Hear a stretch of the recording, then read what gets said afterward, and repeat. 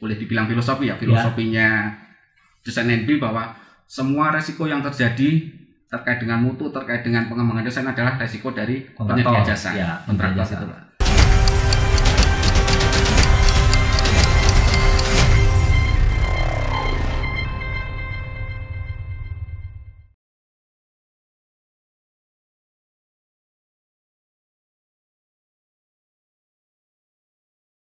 Oke, sangat menarik sekali Pak Bapak sampaikan tadi. Itu kita berbicara tender, perencanaan. Saya masih mikir pelaksanaan, KHSC, innovation, serah terima, pembayaran. Wah, banyak sekali mungkin yang kita diskusikan Pak ya. Nah ini mungkin ini Pak. Jadi terkait dengan apa?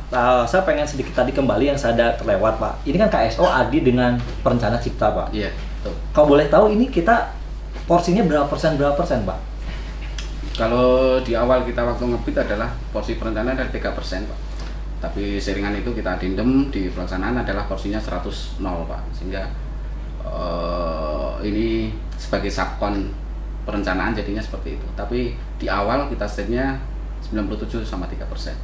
Oh, di awal apakah 97% dan 3% itu ada terstate dalam dokumen tender yang disubmit ke pada saat tender Pak? Ada di state di sana, dan di internal kita kan juga sudah ada kesepakatan awal, tapi itu ditentukan di sana bahwa perencana tidak boleh nol karena ada pengembangan desain itu tadi Pak, seperti itu. Oh, jadi artinya secara eksternal dokumen itu tetap 97-3% barangkali Pak, tapi di KSO agreement-nya di pelaksanaannya menjadi 100 nol gitu Pak ya. Oh ya. Makanya tadi saya cukup penasaran juga, nih kan perencanaan biasanya kan nggak lebih 5%, jadi berapa persen tidak, karena artinya gini Pak, kalau bicara realnya dia sebagai perencana subkon Pak ya, betul. Tanggung jawabnya apakah di dia, apakah atau di kita Pak? Sedangkan kalau 973 gitu ya, katakanlah integrated kan di satu kesatuan dengan kita Pak. Iya. Nah ini secara tanggung jawabnya gimana Pak kalau dia hanya sebagai subkon kita? Tetap secara tanggung jawab lah mereka si perencana bertanggung jawab terhadap desain yang mereka keluarkan ini, walaupun secara eksternal kita jadi satu kesatuan Pak, tapi pertanggungjawabannya tetap dia kan nama cipta selera kan ada di dokumen ya, sehingga pertanggungjawaban terhadap desain ya full di adi ciptanya itu, bukan di ciptanya aja, tapi di internalnya ya perencananya itu bertanggung jawab full terhadap desain yang mereka keluarkan itu. Ya, dia tetap berkomitmen bahwa terhadap eksternal dia ikut bertanggung jawab gitu Pak, meskipun secara internal hanya sebagai subkon kita Pak ya, porsinya nol ya. Oh ya, oke, menarik Pak. Nah terus kemudian ini Pak, terkait kita mulai memasuki ke pelaksanaan Pak ya, pelaksanaan. Nah ini itu kan ada pekerjaan yang ROI-nya terbatas. Katakanlah kerja desain kemiringannya kemungkinan ada trap-trap gitu Pak ya. Mungkin ada kemiringan yang 1-2, kemudian di atasnya mungkin lebih tegak atau bagaimana Pak ya. Nah kemudian karena lahan nggak cukup, kemudian dilakukan perhitungan sehingga lakukan soil nailing. Nah biasanya kan untuk dengan lereng-lereng curam kan bisa ada shotcrete, soil nailing, kemudian juga dengan selah alami misalnya dengan solid sodding rumput Pak ya. Nah pada saat yang soil nailing itu Bapak dikasih proteksinya apa Pak? Apakah shotcrete atau apa Pak? Jadi dari hasil perhitungan teman-teman perencana bahwa untuk menahan, untuk memperkuat bidang longsornya akibat kemiringan lereng yang terbatas akibat lahan Pak, jadi dari analisanya cukup soil nailing itu cukup kuat. Shotcrete itu sebetulnya fungsinya untuk melindungi di permukaannya Pak. Jadi permukaannya kalau dengan shotcrete kita terlalu besar Pak, kosnya cukup tinggi Pak ya, tinggi sehingga secara dokumen pun bahwa di sana untuk permukaan ditutup dengan solid sodding Pak. Itu sehingga alternatif yang kita pilih untuk perkuatan bidang longsornya dengan menggunakan soil nailing, untuk perkuatan permukaannya kita solid sodding ya. Jadi ada dua tipe Pak. Jadi di kondisi tanahnya itu kita pakai solid sodding, terus yang di perbatuan itu kita pakai kokomes atau semacam hydroseeding itu, tapi yang baru karena ketersediaan bahan baku dan lain-lain dengan sisa waktu yang ada waktu itu kita tidak ready, sehingga kita putuskan pakai kokomes itu Pak, yang dia nutup di area permukaan batu yang di galian batu gitu loh, sehingga dia fungsinya sebagai media tanam aja, hampir sama dengan hydroseeding seperti itu ya. Nah, Kokomes nih menarik Pak. Jadi Kokomes itu konstruksinya apa aja itu Pak? Biar mungkin Ihsan Adi ya biar bisa tahu Pak yang belum tahu Pak. Itu sebenarnya bahan bakunya adalah dari serabut kelapa Pak. Di sana ada jaringnya untuk menutup, untuk melindungi itu. Terus ada campuran lempungnya sebagai media tanam yang diikat dengan serabutnya itu Pak. Clay gitu ya? Ya, claynya itu terus baru disemprot dengan benih. Jadi hampir sama dengan hydroseeding sebetulnya Pak. Cuman kalau hydroseeding kesiapan material lainnya nggak siap karena secara waktu kita Desember harus selesai, ya kita putuskan dengan memakai Kokomes dengan clay seeding tadi Pak ya. Clay seeding itu. Nah itu tanamannya bisa tumbuh dalam 3 bulan dah rimbun Pak itu Pak? Belum Pak, cuman mungkin jenis tanaman yang tidak cocok dengan di area pegunungan Pak. 3 bulan itu masih belum rimbun, jadi sampai dengan saat ini yang kita pemeliharaan sudah hampir 7 bulan ini, kita masih ada maintenance di sana, ada yang kita semai bibit lagi karena ada yang beberapa spot yang memang tidak tumbuh, jadi kita masih maintenance. Masih maintenance ya selama 2 tahun ya, karena ini kan proyeknya tahun 2018-2019 ya, berarti kan masih sampai akhir tahun depan ya kita masih pemeliharaan Pak ya. Tahun 2021. Ya. Nah ini kan tadi itu terkait itu. Kemudian ini Pak, ini pelaksanaan kan meskipun ini jalannya pendek, tadi kan ada yang pergeseran ROW, tetap ada pekerjaan galian Pak ya. Betul. Nah galian ini apakah ditimbunkan secara cut and fill atau harus dibuang ke disposal Pak? Jadi total galian itu kurang lebih 1 juta kubik Pak. Dan kita di dokumen awal kita disediakan disposal area kurang lebih jaraknya 5 km di sekitar danau, di area situ juga, tapi kurang lebih jaraknya 5 km Pak. Di tengah jalan kurang tahu di koordinasinya awal sehingga ada permasalahan terkait dengan lingkungan hidup di sana. AMDAL lingkungan hidup ya. Di sana sehingga sempat terseok-seok untuk kita bisa buang full di disposal yang sudah disediakan oleh yang dekat danau itu Pak ya. Dekat danau itu, sehingga tidak bisa maksimal. Alternatifnya adalah kita keluarkan effort lagi di dataran rendah di sekitar sana yang pembuangannya sana Pak, karena kita tidak bisa berhenti karena secara waktu kita harus jalan terus, sehingga effort kita keluarkan untuk lahan-lahan punya warga di sekitar itu yang lembah terlalu dalam, ya emang mereka butuh untuk keperluan dia, ya kita akhirnya negosiasikan dengan mereka, dan akhirnya kita sambil menunggu proses clearnya di disposal area ini, kita tetap jalan dengan membuang ke samping itu seperti itu. Nah, artinya dalam dokumen tadi kan sudah dicantumkan bahwa galian dibuang sejauh 5 kilo ke lokasi yang disediakan ada di sekitar danau. Betul. Nah itu dalam dokumen tadi lokasi sekitar danau itu lokasi milik siapa Pak? Milik PU atau gimana Pak sebenarnya Pak? Itu sebenarnya milik PU Pak. Tapi terhadap AMDA-nya yang mungkin masih belum clear dokumen itu, sehingga tidak diizinkan ya oleh dinas lingkungan hidupnya Pak ya setempat ya. Sempat di stop itu, tapi koordinasi dengan berbagai pihak terkait ya akhirnya tetap ke sana. Tapi ini kan perlu beberapa bulan ini yang harus idle, itu kita pekerjaan fisik tetap harus jalan, alternatifnya seperti itu. Nah artinya sesuai dokumen tidak bisa kita penuhi, namun cari alternatif dengan membuang sekitar jalan existing Pak ya, yang tanah-tanah milik warga, jadi artinya menjadi spot-spot Pak ya.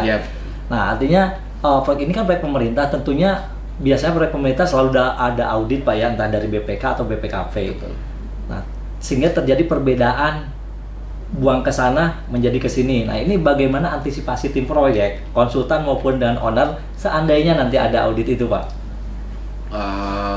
Volumenya perbandingannya lebih besar yang ke danau akhirnya Pak, walaupun kita jeda beberapa bulan itu yang harus buang ke samping, ya mungkin penjelasannya ke sana ya akibat di permintaan warga itu kita tidak tapi ada permintaan resmi dari warga Pak, bahwa mereka minta hasil galian itu untuk menimbun tanahnya dia.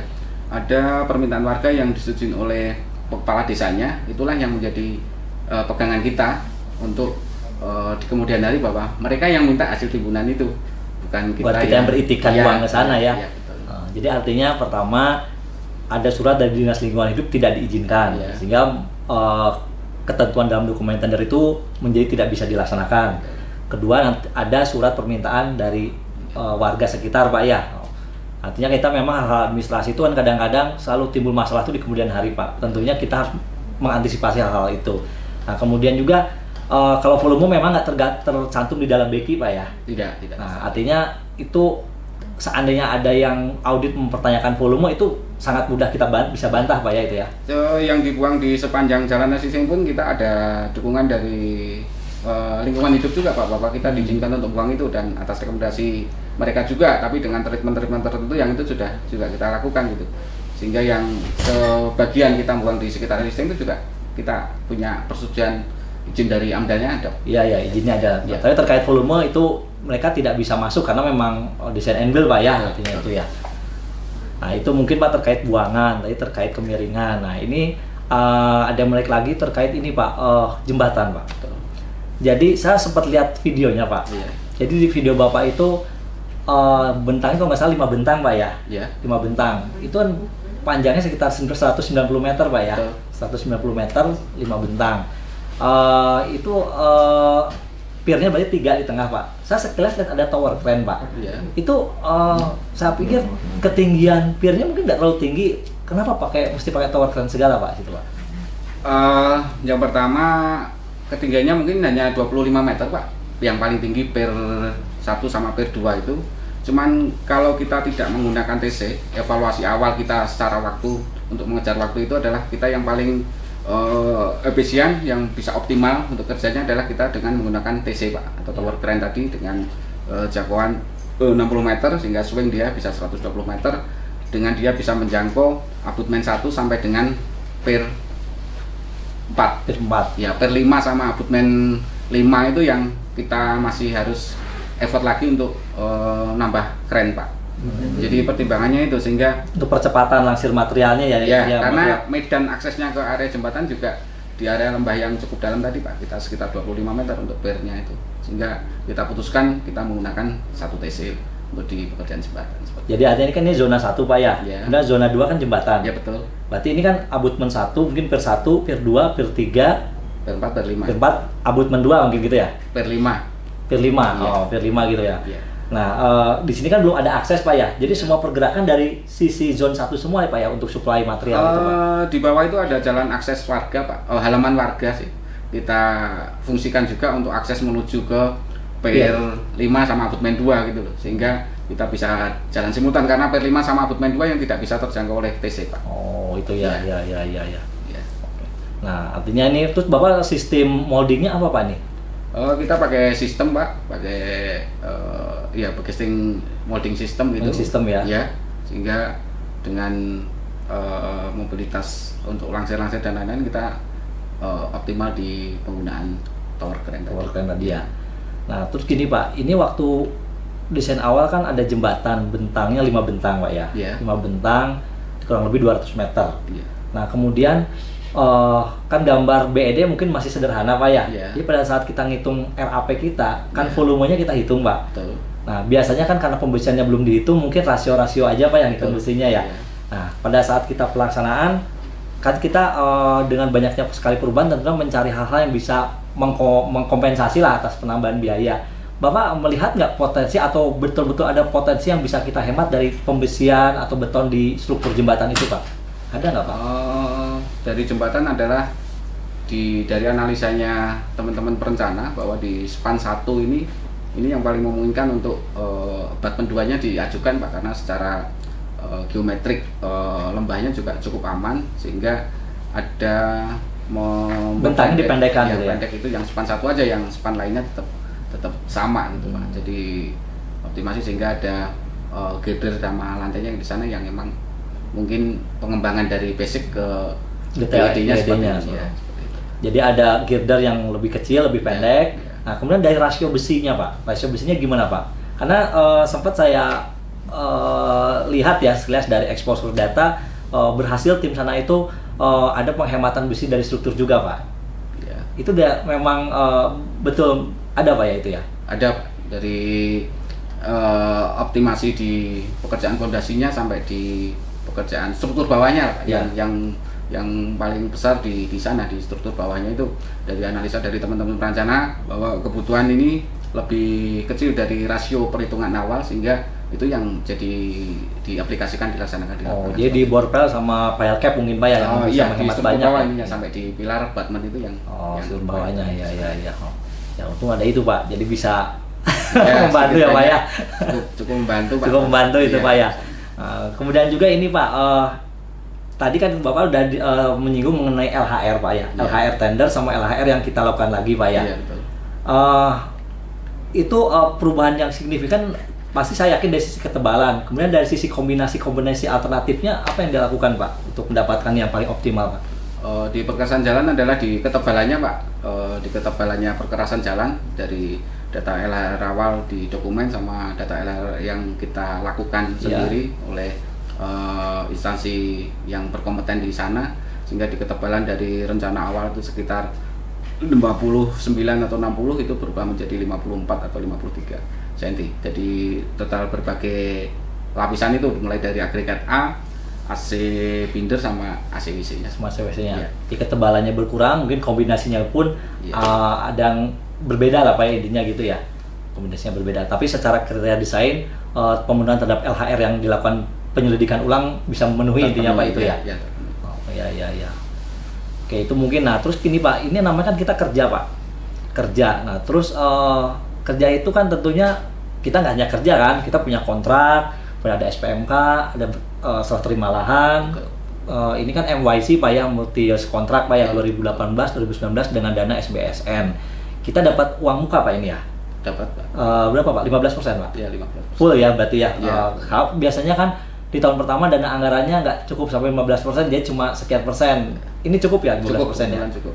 Cukup. Nah kemudian kita termin Pak. Kalau proyek-proyek pemerintah biasanya kan monthly payment Pak. Iya. Nah bulanan termin. Nah ini kan design and build lamsam. Kemudian tadi di RAB ada pengembangan desain, ada pelaksanaan. Nah ini cara terminnya gimana Pak? Terminnya sudah diatur di dalam dokumen kontrak juga Pak, bahwa kita pakai progres. Ada kriteria pembayaran gitu. Jadi sebagai dasar lampiran kontrak di sana adalah pembayaran satu termin sekian, progres sekian, itu isinya apa aja. Mungkin bagi contoh gampangnya aja, termin 1 mobilisasi 50%, borpel jembatan sekian, galian sekian persen, itu sudah di state di kriteria pembayaran di sana Pak. Itu yang menjadi lampiran kontrak. Dengan adanya kendala di lapangan pun kita bisa melakukan addendum kriteria, karena kayak tadi kita rencana awal mungkin di zona 1 bisa bergerak full, ternyata lahannya juga di bulan ketiga baru kita bisa masuk, sehingga progres di awal-awal tahun itu kan cukup terlambat. Apa yang bisa kita kerjakan duluan itu yang kita kerjakan ya di zona 2 ini yang paling memungkinkan. Tapi kriteria terhadap awal nggak bisa memenuhi, sehingga di addendum gitu Pak ya?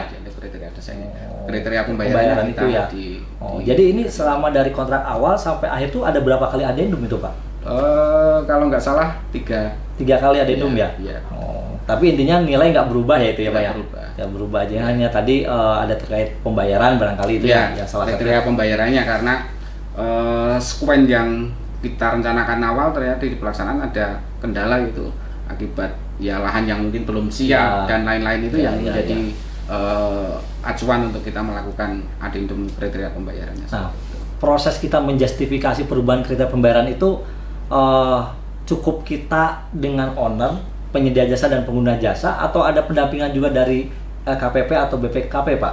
Kita dengan MK dengan owner Pak, sehingga sekuenya yang memang tidak mungkin dilaksanakan, sehingga nanti progres keuangannya akan terkendala, padahal secara actual lapangan kan progresnya sudah tinggi, tapi progres keuangannya kan masih kecil Pak.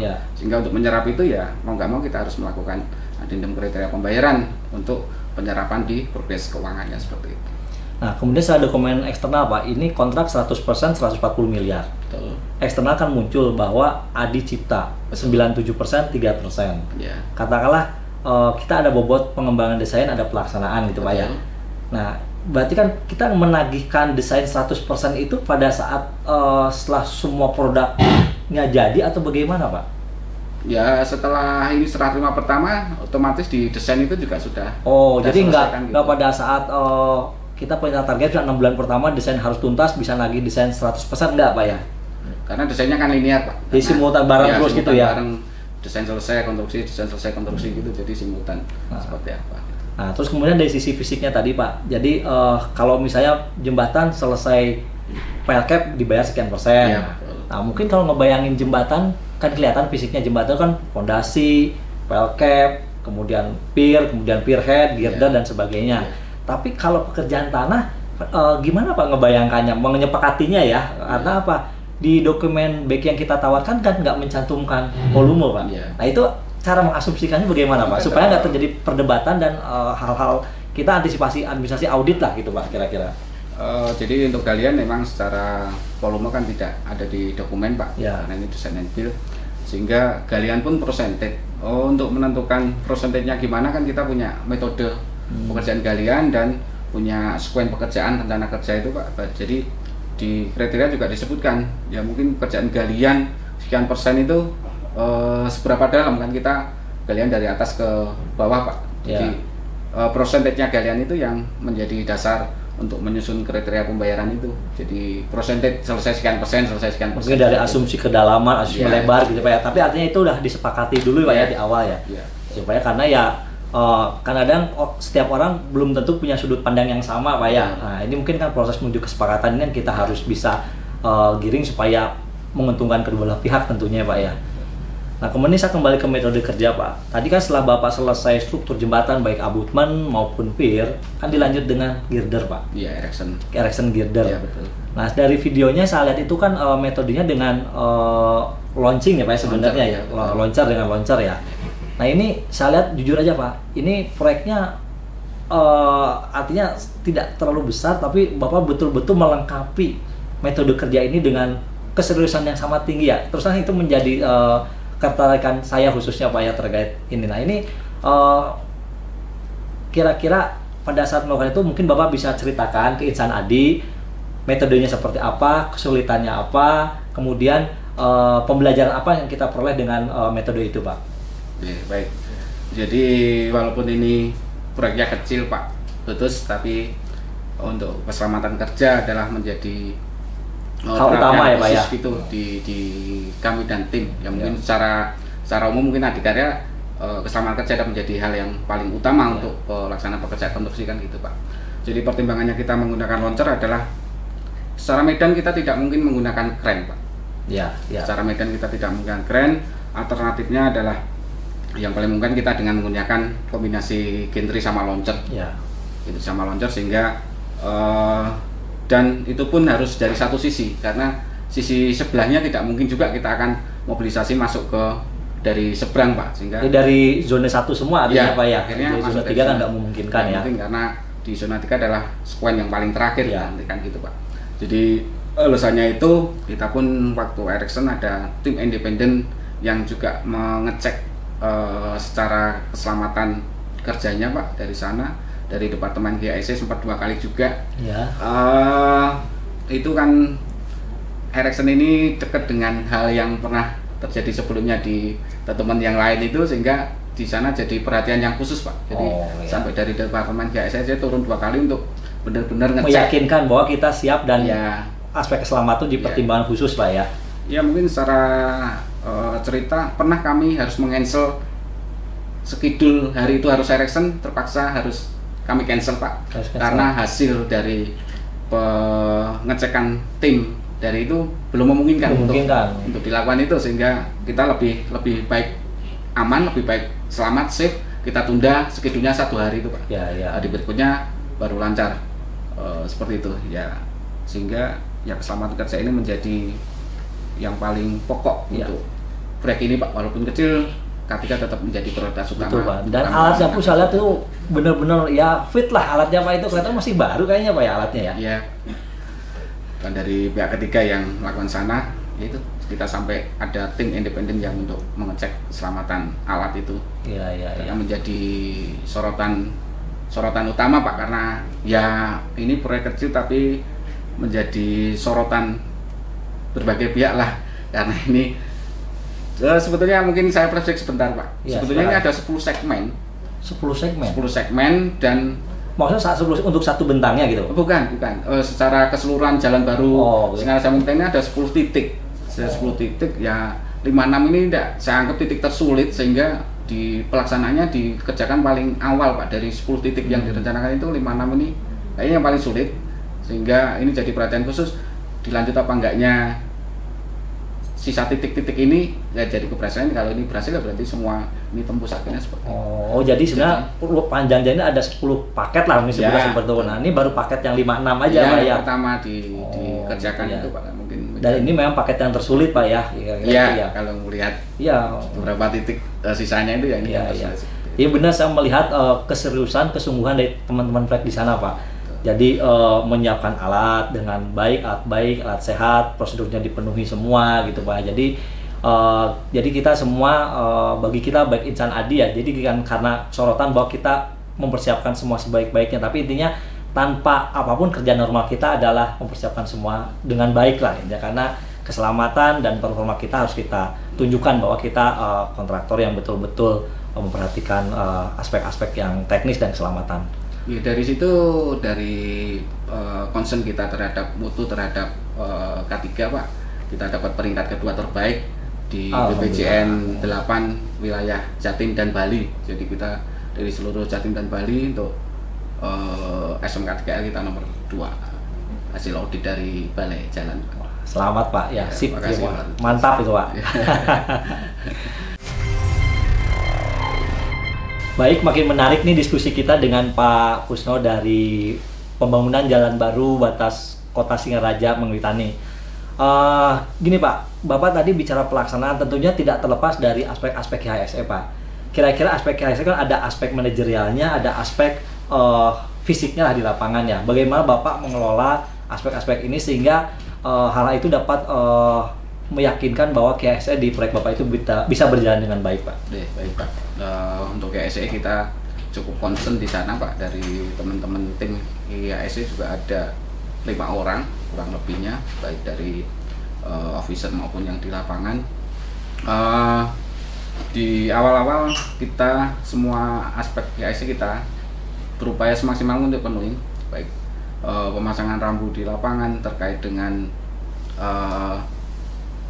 prosedur-prosedur yang harus dilakukan, baik pendatang, baik tamu maupun dari personel, dari staf, dari pekerja dan lain-lain adalah semua harus dijalankan. Itulah statement saya ke teman-teman GASE Pak di lapangan. Jadi sempat kita juga menjadi percontohan dari Balai 8 Surabaya dan Bali Pak, bahwa penataan basecamp kita di lapangan sesuai dengan aspek-aspek IAC menjadi percontohan, sehingga seluruh Kasatker dan PPK Balai 8 itu sempat diajak oleh Pak Kepala Balai ke sana. Ditunjukin ya, itu menjadi contoh, minimal sama atau kalau bisa lebih bagus. Itu yang dikeluarkan statement dari Pak Kepala Balai terhadap Pak Kasatker dan Pak PPK seluruh Balai 8 Pak ke sana semua kemarin seperti itu. Dan yang menjadi lebih concern lagi adalah di sana di area yang dataran tinggi Pak cukup dingin, jadi teman-teman yang lembur itu juga jam 10 itu sudah tidak kuat Pak, secara aspek kesehatan itu juga tidak memungkinkan untuk kita lanjutkan, sehingga ada beberapa pembatasan untuk jam lembur sampai jam 10 malam. Gitu tapi ya? case khusus kalau memang itu harus dikerjakan malam itu harus selesai, contohnya pengecoran yang cukup besar, mau nggak mau kita tetap lanjutkan lanjutkan sampai dengan selesai, dengan untuk dari sisi keamanan dan sisi kesehatannya tetap kita perhatikan yang utama seperti itu. Nah, terus kemudian dari aspek rutinitas terkait toolbox meeting, terus kemudian safety morning talk itu gimana Pak?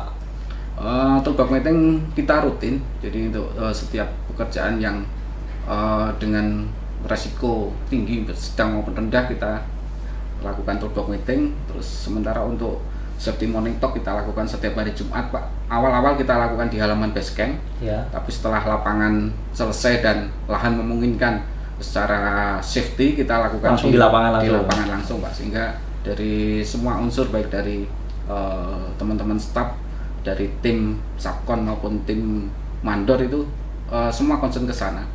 Dan beberapa kali kita memanggil dari pihak kepolisian terkait dengan traffic, karena kita kerja perlu koordinasi ya. Ya, kita kerja di area jalan raya, jalan nasional Pak, sehingga seluruh subkon, seluruh pekerja mandor juga harus tahu seperti apa keselamatan berkendaraan di jalan raya itu, sehingga ada beberapa tim yang instansi yang sempat kita panggil untuk mengisi di agenda safety morning talk. Oh iya. Nah kemudian ini Pak, itu kan baru HSE Pak ya. Nah ini quality Pak, karena ini kan design and build semua di kita Pak. Nah tentunya kita pun harus memiliki kontrol terhadap quality kerjaan kita Pak ya. Baik kontrol internal maupun eksternal. Kalau internal saya yakin lah kita udah melakukan sesuai standar Pak. Tentunya kita ada petugas quality, kemudian kita mungkin kalau diperlukan ada lab mini di lapangan diadakan. Nah, tapi untuk yang eksternalnya kontrolnya terhadap kualitas kita bagaimana Pak? Selain kita melakukan tes mutu pekerjaan di internal, kita juga secara dokumen, secara controlling kita juga melakukan di lab-lab independen Pak, baik di UNUD maupun di teknik sipil di Bali maupun di lab PU. Jadi kayak aspal itu kita harus melakukan controlling ke lab PU, ya kita lakukan ke sana. Tapi kayak beton itu kita harus tes di lembaga lain, kita lakukan di lembaga lain. Dilakukan ya. Seperti itu ya. Artinya semua kriteria tetap kita perhatikan ya, meskipun semua seolah-olah diserahkan ke kita kan. Menjadi tanggung jawab dari kita ya. Ya, syukurlah akhirnya KHS ini tetap bagian penting lah Pak dari pekerjaan kita. Kemudian Pak, terkait aspek KHSE, tentunya proyek ini tentunya ada kesulitan, baik kadang-kadang berupa administrasi maupun bicara mengenai kegiatan fisik Pak ya. Nah kadang-kadang kita ini kan sebagai orang lapangan pengen itu cepat diselesaikan dengan baik, sederhana dan cepat ya Pak ya. Kadang-kadang ini kan kita perlu kreativitas yang melahirkan inovasi nih. Nah barangkali apa yang yang telah dilahirkan di proyek itu Pak terkait inovasi-inovasi Pak, mungkin bisa di-sharekan ke teman-teman insan adik kita Pak. Baik Pak Tutus, jadi dari segi metode kerja yang tingkat kesulitan tinggi sehingga menjadi buka wawasannya atau pemikirannya dari kita dengan tim di lapangan adalah salah satu inovasi yang ada adalah kita untuk melansir bis beton Pak. Bis beton itu adalah saluran yang kita pasang di setiap trap galian itu Pak. Lereng-lereng kemiringan itu Pak ya. Ya, sehingga dengan ketinggian trap itu kita 35 sampai 40 meter, kita menggunakan alat berat adalah tidak mungkin. Selain ketinggiannya juga jalan aksesnya kalau kita menggunakan alat berat juga awal-awal ini masih sulit, sehingga kita membuat sebuah inovasi, kita menggunakan dengan katrol. Sehingga katrol tapi pakai mesin Pak ya? Iya, pakai mesin. Pakai listrik itu ya mesinnya ya. Itu untuk mengelansir sampai di trap paling atas itu sekitar 35 meter Pak. Sehingga dari bawah menggunakan katrol, nanti untuk memanjangnya kita masih menggunakan cara manual untuk lansirnya ke memanjangnya seperti itu. Yang kedua, kemarin kita juga teman-teman milenial itu juga banyak Pak di tim proyek, sehingga untuk mengefektifkan pelaporan seperti apa sih?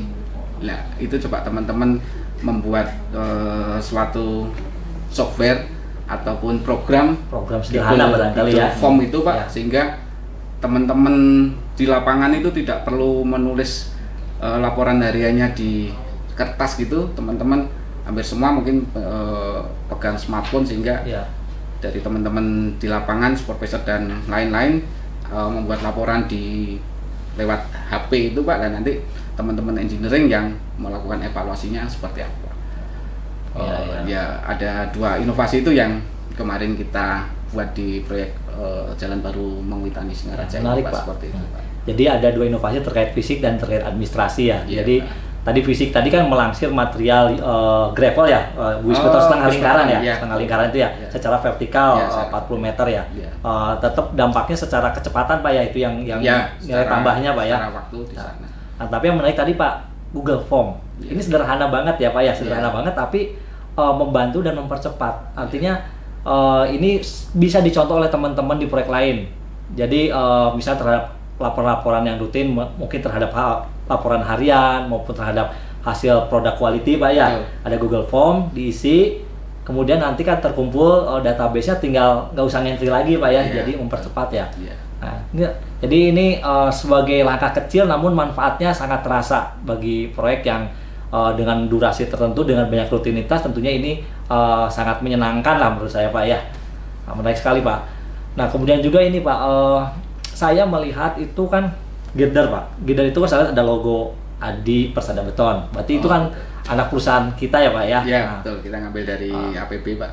dari APB Pak. Ya, Nah, betul. nah ini apa namanya, Bapak, kami pengen dengar testimoni Bapak tentang produk APB Pak, mulai dari perencanaannya bagaimana, produknya di plan bagaimana, kemudian deliverynya, kemudian pada saat stressingnya sampai akhir lah, kira-kira seperti apa Pak? Mungkin biar bisa menjadi masukan lah, baik bagi kita semua insan Adi maupun bagi APB sendiri Pak.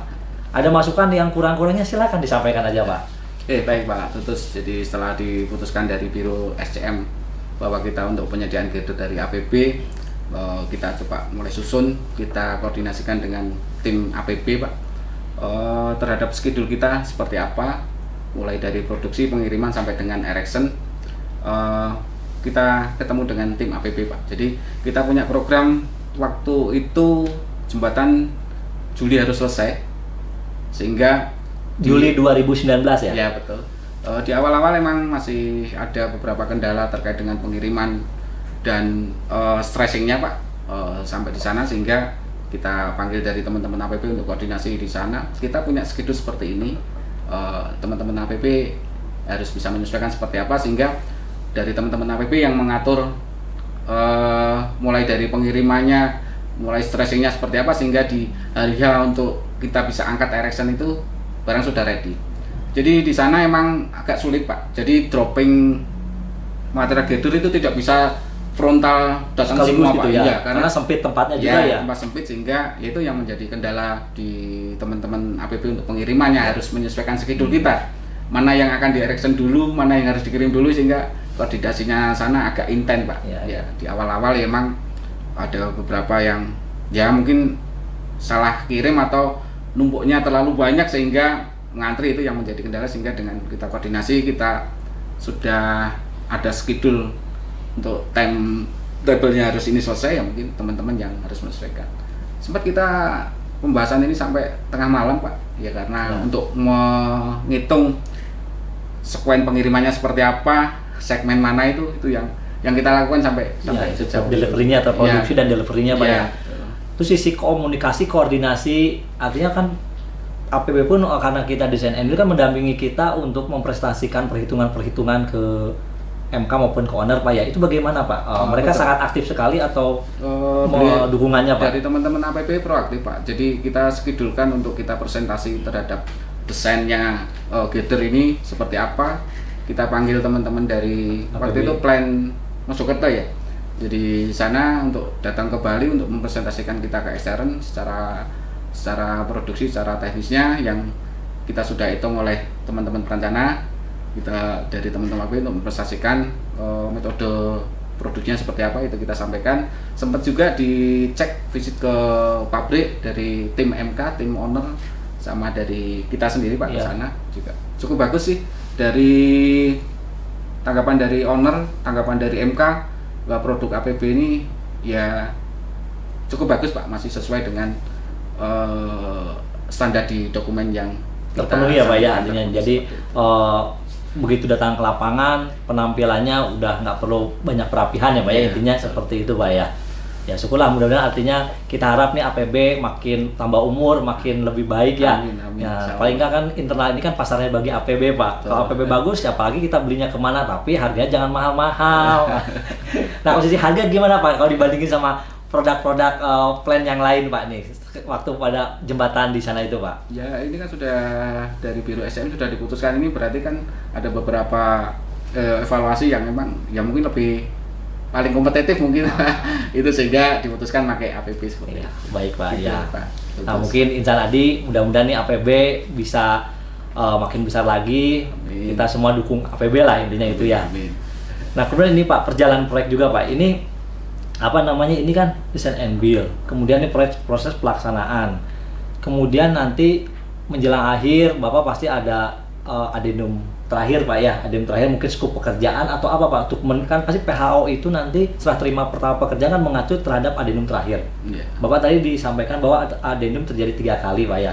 Jadi yang terakhir adalah adendum 3. Nah adendum 3 ini jika dibandingkan terhadap kontrak awal itu perubahan yang signifikan di apa aja Pak?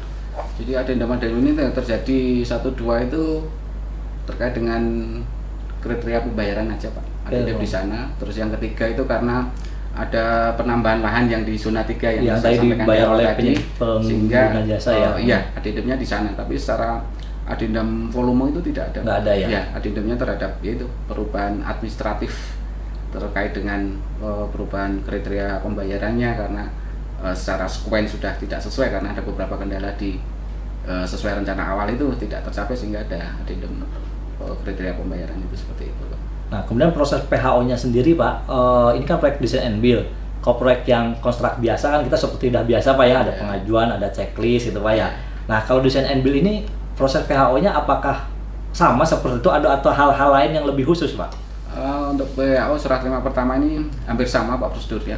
Ada tim penilainya, ada beberapa cek administrasi, ada cek fisik lapangan, itu hampir sama sih. Hampir sama dengan proyek reguler biasa untuk sistem serah terima. Jadi nggak terjadi perbedaan yang sangat signifikan, nggak ada Pak ya? Betul.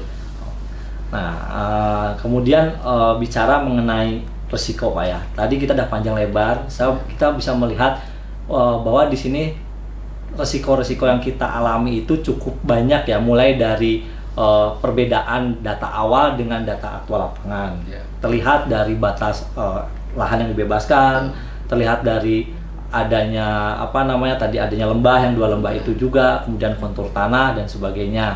Nah, kemudian juga, artinya resiko ini kan bisa dikuantifikasi Pak, dihitung. Pada saat awal kita kontrak 140 miliar, kemudian laba bersih 5%. Nah, sedangkan kita ini kan design and build, kontrak katakanlah tidak boleh berubah. Nah, kemudian Bapak menghitung risiko nih. Nah, menghitung risiko. Nah, kemudian dimitigasi. Nah, mungkin tadi Bapak nyampaikan bahwa ini potensinya malah jadi rugi, bukan sekedar turun laba ya Pak ya, waktu itu ya. Nah, mungkin ini bisa diceritakan nih ke teman-teman kita semua supaya bisa memberikan inspirasi lah bahwa proyek yang labanya nggak terlalu besar, katakanlah 5%, potensi menjadi rugi bisa kembali menjadi 5%, bahkan lebih tinggi Pak. Iya, baik Pak Tutus. Mungkin secara panjang lebarnya mungkin ada beberapa hal yang menyebabkan rugi tadi Pak. Ada beberapa hal yang terkait dengan pergerasan jalan, dengan perkuatan lereng, itu adalah satu komponen penyebabnya di sana Pak, sehingga kita ada optimasi desain di sana dengan berbagai effort yang kita lakukan di lapangan Pak, sehingga kita bisa mengembalikan kembali sesuai rencana awal, dan alhamdulillah di akhir itu bisa naik, untuk laba bersihnya bisa naik dari rencana awal. Jadi effort yang kita lakukan seperti yang saya sampaikan di awal-awal tadi Pak, seperti itu effort dari kita dan tim di lapangan. Kita dengan tim juga yang penting kekompakannya Pak, teamworknya yang jadi hal utama yang kita merasakan semua. Kendala kesulitan ini adalah tanggung jawab kita bersama, itu yang kekompakan itu yang kami rasakan dengan tim teman-teman di lapangan Pak. Jadi merasa ya udah, ini menjadi tanggung jawab kita semua tim ini. Susah senang ya kita alami bersama, dan untuk motivasi teman-teman ya salah satunya kita ada hashtag itu Pak, bahwa sebetulnya awal itu target kita adalah November selesai Pak, sehingga kita buat hashtag November Pragat itu bahasa Bali yang artinya selesai Pak. Itu sehingga dengan berbagai kendala yang ada itu di November kita tidak jadi Pragat Pak. Kita tetap alhamdulillah bisa menyelesaikan sesuai batas kontrak yang Desember selesai itu sampai selesai 100%, dan di akhir Desember 2019 di tanggal 30 itu kita dilakukan peresmian Pak, sekalian upacara secara adat Bali. Mungkin nanti ini seperti ada yang di video ini, jadi diresmikan oleh Pak Gubernur yang didampingi oleh Pak Kepala Balai BPJN 8 itu di akhir Desember, di 30 Desember 2019. Jadi selesai on time ya. Artinya ini sebagai pembelajaran bagi kita semua bahwa semua itu ada resiko. Dengan kita melakukan evaluasi resiko, bahkan dikuantifikasikan, kita bisa melakukan mitigasi, dan tentunya dengan semangat dan ide-ide, alhamdulillah sebagai contoh bahwa di proyek ini bisa resiko itu bisa dimitigasi, bahkan memberikan dampak performa yang lebih baik dari rencana Pak ya. Oke, nah kemudian ini Pak, ya kita ini udah cukup banyak Pak, kayaknya senang banget lah saya bisa diskusi sama Bapak. Ya saya yakin nih kalau dilihat sama teman-teman Insan Adi ini sangat inspiratif Pak. Saya yakin ini bisa memberi ide teman-teman untuk lebih semangat lagi. Jadi dari sini saya melihat bahwa ada beberapa proses pembelajaran bisa saya ambil Pak ya. Betul. Ya mungkin yang pertama terkait bahwa kita ini lesson learn-nya, meskipun ini proyek design and build gitu Pak ya, kita mesti mempertimbangkan dan meneliti kembali berbagai aspek ya Pak ya. Nah, aspek ini juga meliput tidak sekedar bicara fisik, namun Bapak tadi juga ke LKPP, ke BPKP, pendampingan dan sebagainya, dan juga mungkin ke lembaga-lembaga teknis terkait lainnya ya untuk pembelajaran. Kemudian yang kedua, saya melihat, saya salut Pak dengan proyek Bapak. Artinya proyek dengan nilai yang biasa saja, kemudian labanya juga laba bersih 5%, tapi saya melihat tim lapangan itu bisa menunjukkan performa secara kinerja dengan baik, dalam artian semua persiapan dilakukan dengan penuh standar, nggak direndah-rendahkan lah, nggak diirit-iritkan. Misal tadi seperti Ericsson pakai gantry maupun launcher itu Pak ya. Jadi kami melihat bahwa itu suatu menunjukkan bahwa kita karena proyeknya laba kecil, coba kita semua dihemat, nggak, saya lihat ini Pak. Dan bahkan dengan Bapak semua standar itu bisa mencapai laba yang ditargetkan, bahkan lebih. Saya pikir mungkin itu salah satu pembelajaran yang bisa kita ambil. Mungkin sebelum kita akhiri diskusi kita Pak, mungkin Bapak bisa ada kesan-kesan atau teman-teman pesan-pesan untuk teman-teman di seluruh Indonesia Pak. Silakan Pak. Baik Pak Tutus, terima kasih. Jadi ya mungkin jadi pembelajaran kita bersama bahwa proyek design and build itu ya yang paling utama adalah di awal waktu kita proses tender itu mungkin yang kita perlukan effort yang lebih besar, sehingga apa yang terjadi di Mengwitan ini tidak terulang. Jadi sedetail mungkin kita melakukan survei di lapangan, kita cari data selengkap mungkin di lapangan seperti apa kondisinya, sehingga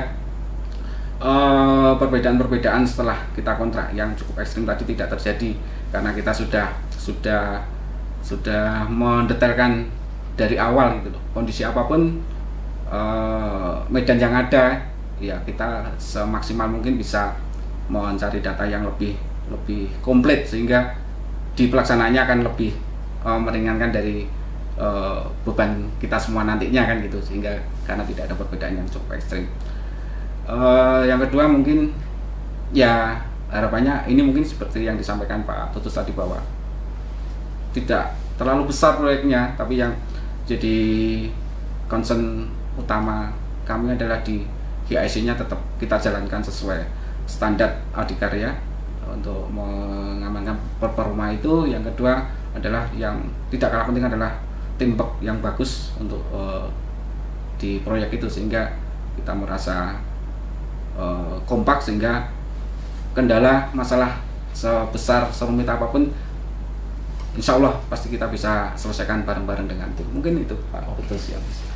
Makasih sekali Pak, diskusinya, bincang-bincang kita. Insya Allah ini akan ada manfaat untuk kita semua Pak. Mudah-mudahan dengan diskusi kita ini teman-teman Adikarya lebih termotivasi lagi, semangatnya tumbuh, sehingga Adikarya back to be the best bisa benar-benar terwujud Pak. Amin. Mungkin terima kasih kehadiran Bapak di sini. Ini Bapak mungkin barangkali kembali ke proyek yang Bapak sekarang Bapak tangani. Siap. Salam untuk teman-teman di sana Pak. Waalaikumsalam. Mungkin kira-kira itu Insan Adi dimanapun berada, kita sudah sepanjang waktu ini sudah diskusi. Insya Allah yang kami diskusikan tadi bisa memberikan manfaat. Terima kasih. Wassalamualaikum warahmatullahi wabarakatuh. Waalaikumsalam.